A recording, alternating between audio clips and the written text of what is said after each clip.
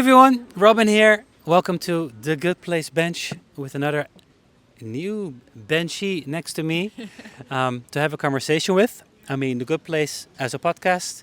We're part now today of the Outdoor Office Day to host conversations. Also because we strongly believe that conversations lead to meaningful connections, lead to communities, but also, bringing you to a good place. And I'm here joined by Tonja. And welcome. I'd love to hear more about you and what you do and what brought you to Outdoor Office Day. Thank you. Well, what brought me here is that I'm, as many here today, super enthusiastic of promoting how we can be more outdoors when working. Within each of us having capabilities, because it all really depends what kind of work you have, obviously. Yeah. But to just promote allowing yourself to at least have 30 minutes of break outdoor, if possible, no matter what the weather is, that I think that's really a big gain when it comes to healthcare in general and how we take care of ourselves. So I really try myself. Yeah, is that a game? 30 minutes. I believe it's a gain. Well, research says it's 20 minutes as a minimum.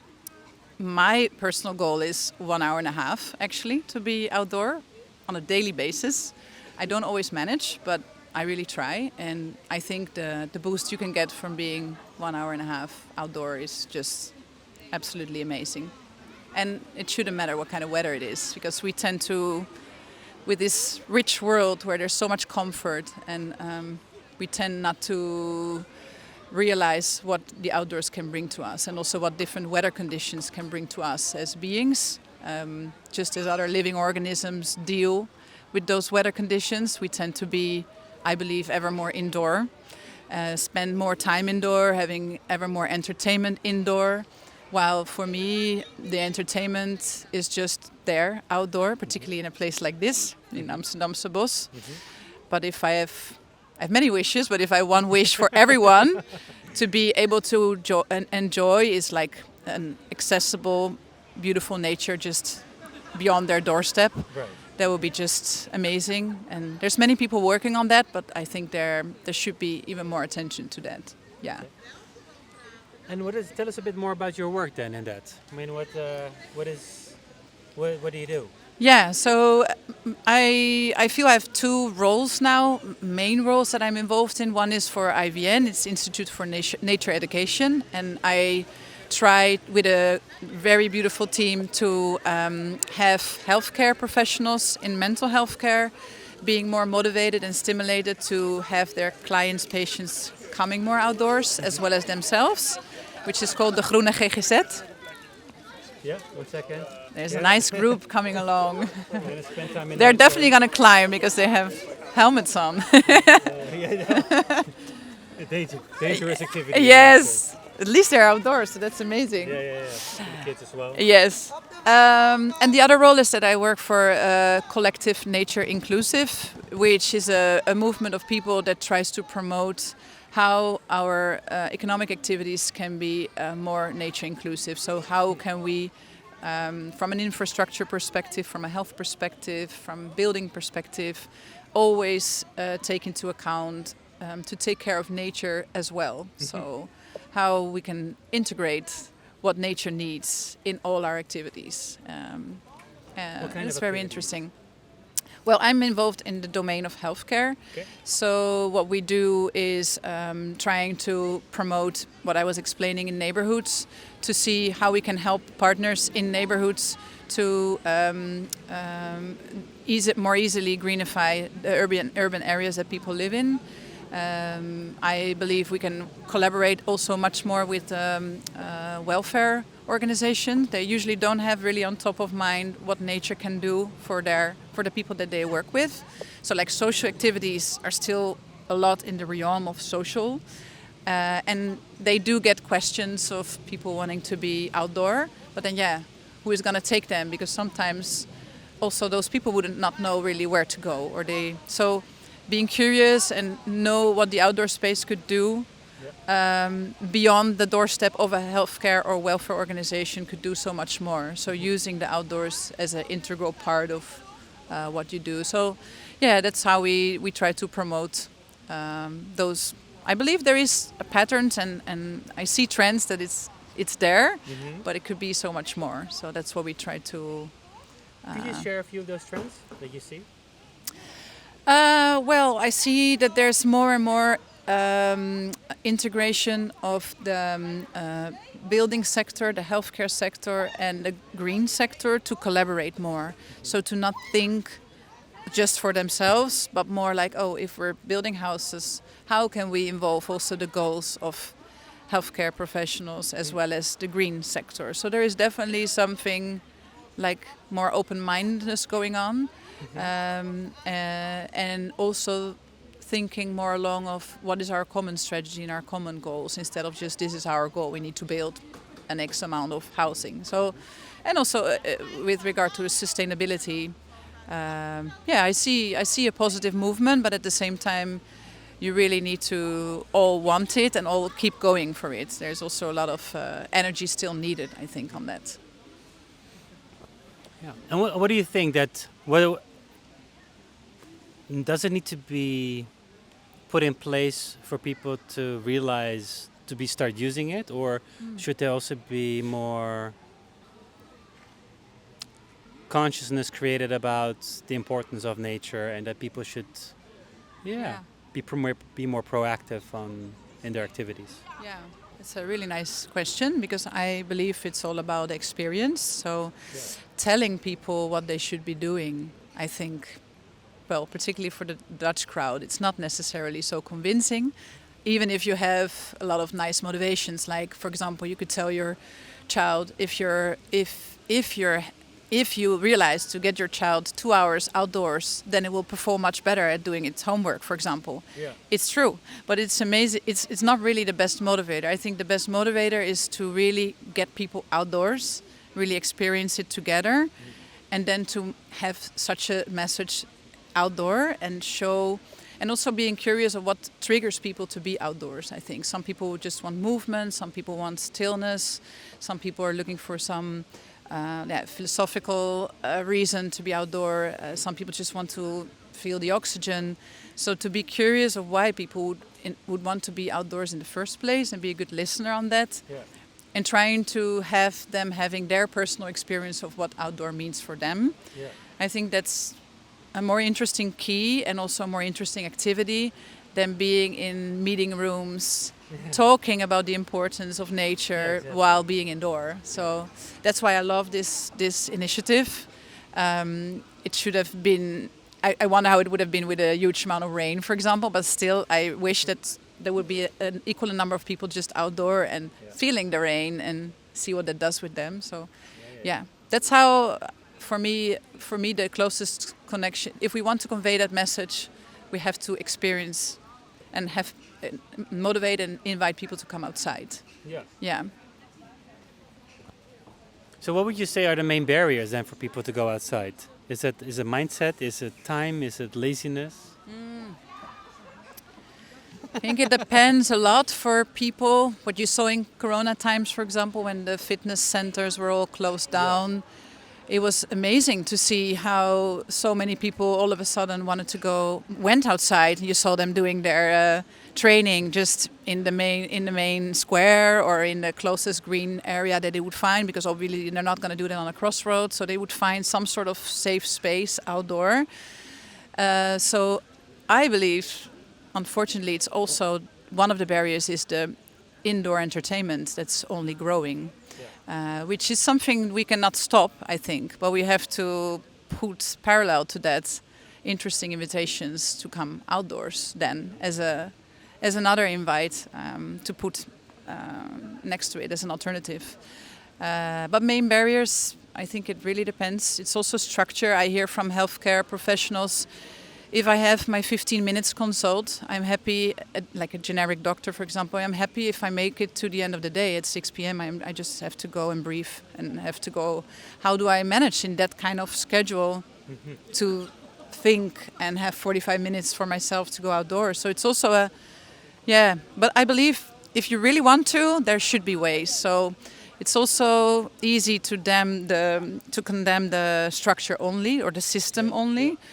But it's definitely true that some jobs are once, for example, we gave a webinar. I can give a nice example as IVN. We gave a webinar for IT people, and we really wanted to have it an outdoor element. So inside the webinar, we wanted to invite everybody to just go 15 minutes outside and come back to the screen then after.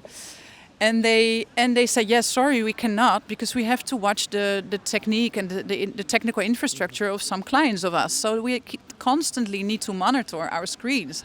We just cannot go outside. So that's like, yeah, it's like, okay, you just cannot. So that means that you have to find ways on your way to work or when coming back from work, and just giving yourself space and oxygen and, on other moments then, because there's really people that are locked inside in their jobs, and that's also a reality. So, yeah. So it's like not so much a priority, or No, there's not so exactly. much urgency. So Yeah. a lot of people, that's also like how cities design, Yeah. create more accessibility to nature. But then when there is too much accessibility, people are like, because it's accessible, I might not find it too important, or Yeah. I'd rather do something else. Yeah. So there's a bit of like this contrary reaction to going outdoors because it's already there, always there. Yeah. Whereas I know that lifestyle design, so I'm self-employed. If I want to go outdoors on a Tuesday afternoon, I should or could, right? Whereas people feel maybe they're too stuck in their jobs or in the 40-hour work week and so on. Yeah. Yeah, I like what you're saying about accessibility, because it's true that theoretically, if people would make the effort, it's just there. Not in all neighborhoods, I must say. I really think there's a big need also on diversity and nice nature in some neighborhoods. But for most people, it is accessible, and then why don't they go there? And I think it's because nature is silent. It doesn't call. Hello. So we need other human beings to take us out and to show it to us. So that's definitely a hurdle as well. The beautiful trees here are not going to call for us. We have to see them ourselves. So yeah, it's definitely a difficult one. Yeah. So maybe we need more collective effort or something. Yeah. Yeah. I mean, that's of course what you do, collectivity. But so I've also been involved in a project which is about nature-based social prescribing, organizing activities in nature, for example, elderly or other minority groups. But mostly they are collective, or collectively organized. So people are connecting in nature and have a shared experience. Yeah. And I think I have a small family. We go into the woods, we go to the beach. Yeah. Maybe I'm more likely to go there because of my family, and not so much when I'm on my own sitting on the couch. Yeah. No, I agree. I think it's the aspect of collectivity, or at least someone else is going that I know.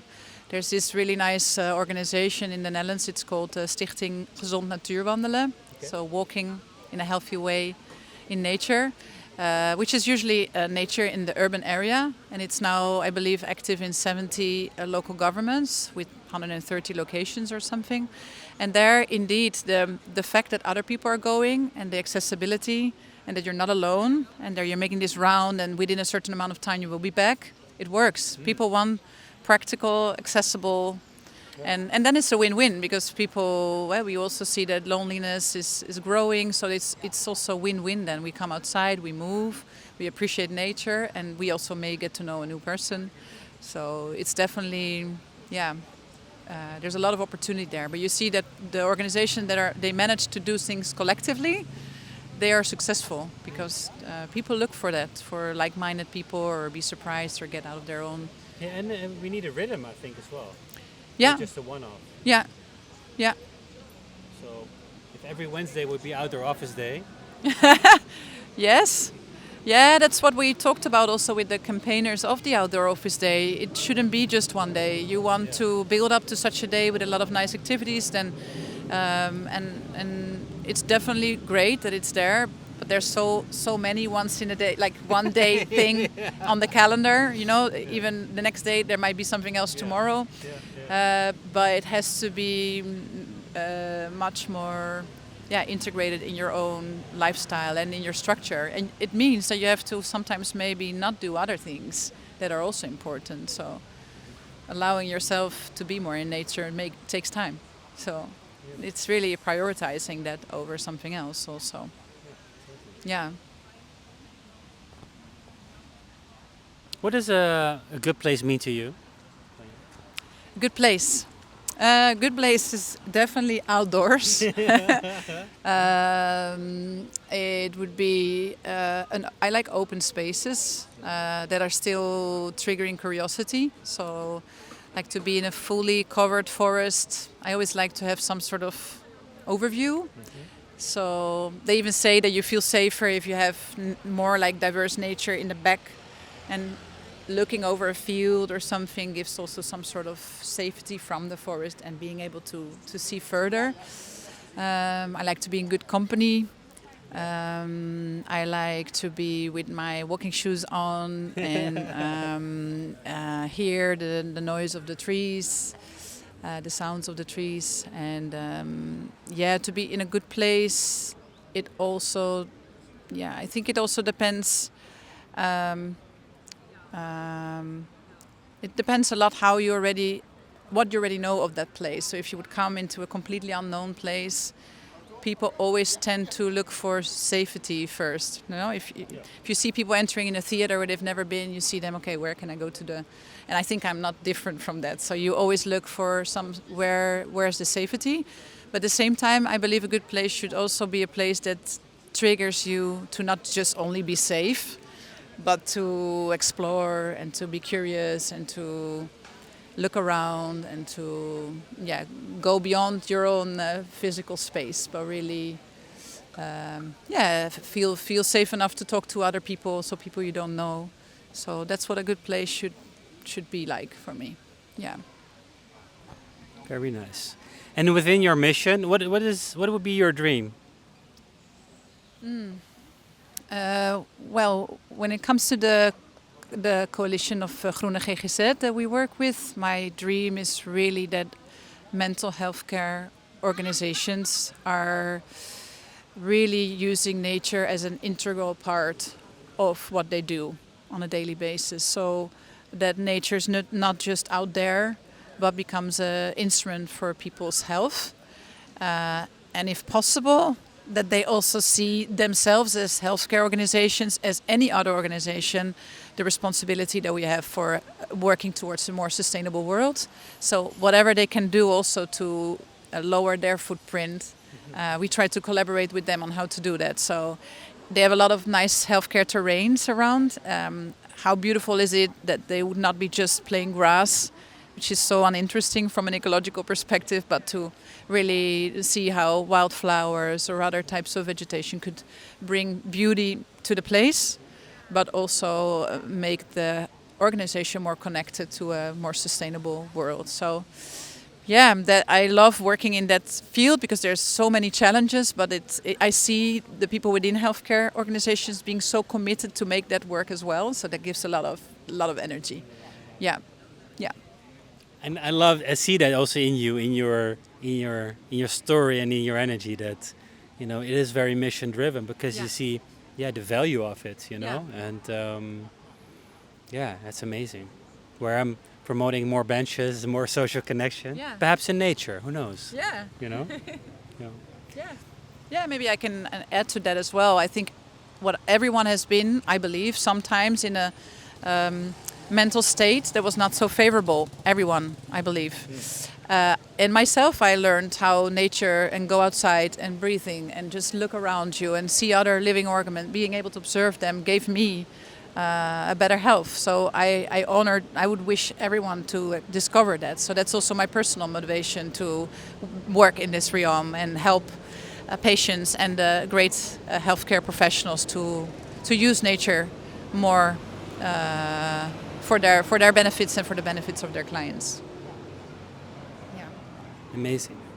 Wishing you all the best in that mission. Thank you. And think I'm already an ambassador of your work. I believe, that's nice. I believe in it. Thanks for talking. Yes. Thanks for inviting me on the bench. Thank you, Tonja. Yeah. Thank you so much. Thanks a lot. Everyone watching, thanks for tuning in, enjoying these conversations on the bench as part of Outdoor Office Day. And yeah, we'll be in touch soon with the next participant. Yeah, have a nice day. Talk soon. Bye.